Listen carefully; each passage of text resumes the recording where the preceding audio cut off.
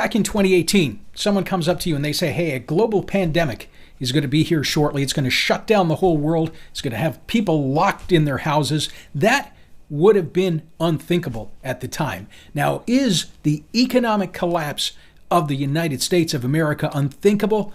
Absolutely. But there are some very real economic concerns that are coming up right now, and one of those is the debt ceiling. Now, before I get accused of clickbait for this title, let's take it direct from the source. So Treasury Secretary Janet Yellen just announced that the government is likely to be broke by as early as October if the debt ceiling is not raised. Now, the debt ceiling, that's controlled by Congress, and it's a somewhat useless way to try and keep government spending in check. Now, they actually suspended the debt ceiling back in 2019. They got rid of it. The debt back then was about $22 trillion.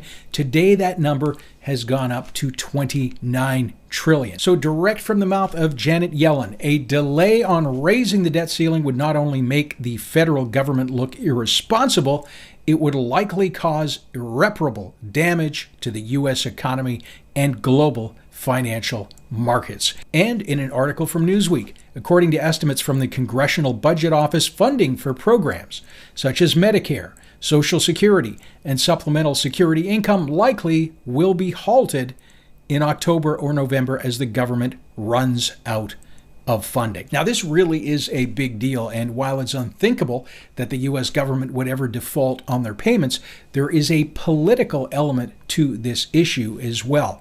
Now, thus far, Congress has always agreed to up the limit, as the resulting catastrophe for not doing so is absolutely unthinkable. But the reality is that the higher the debt goes, the more painful a default is going to be down the road. And there are those in Congress right now who could potentially oppose this debt ceiling raise. Senator Rick Scott, back in July, he was quoted, "America's nearly $30 trillion debt crisis cannot be ignored. Today, I am urging every member of Congress to protect the fiscal security of our nation by refusing to increase the debt ceiling unless it is accompanied by true structural spending reform. We must end the reckless waste of taxpayer dollars." Now, we all know how polarized and how stubborn politicians have become over the years, increasingly so. Now, could this be when an unstoppable force meets an immovable object? The debt right now is a pressing issue, and some projections show that it could reach $49 trillion by 2025 if things keep going the way that they are. Now, obviously, debt can't increase indefinitely. The question is, when do you say enough is enough and we can't keep going down this road? Now, there's no ideal solution here. Both sides have very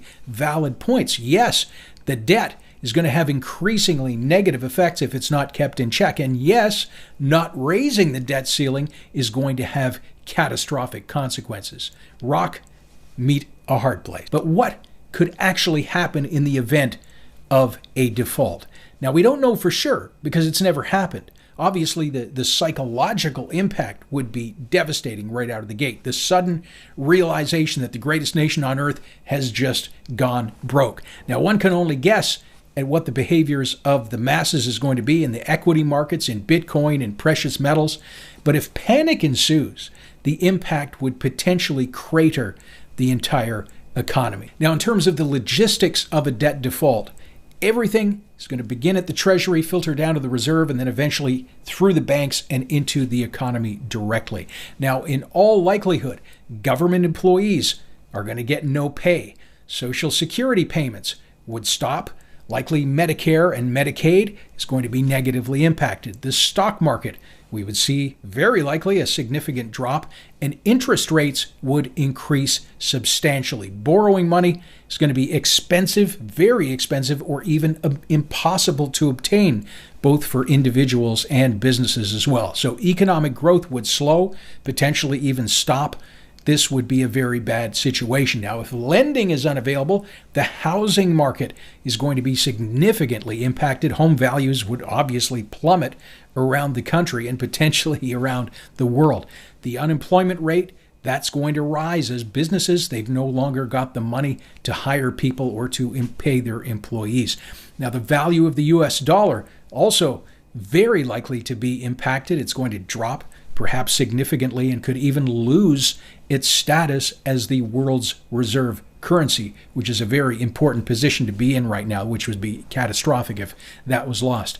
Now, your buying power with the dollar would be greatly reduced in everyday items, food, fuel, everything else is going to become very expensive very quickly. Now, the announcement from the U.S. that's going to circle the globe, impacting virtually every single country on Earth. Now, the Treasury Department actually does have the ability to take extraordinary measures to avoid a complete default. They can actually take money from federal retirement programs. So some of the accessible funds to them, the Civil Service Retirement and Disability Fund, Postal Service Retiree Health Benefits, and Government Securities Investment Funds. These funds could actually be raided until the debt ceiling is finally approved, and then, of course, theoretically, the money would be replaced. Now, the question, of course, is what happens if these retirement funds are taken and the debt ceiling is not raised? So, realistically, will the economy collapse and the debt ceiling not be raised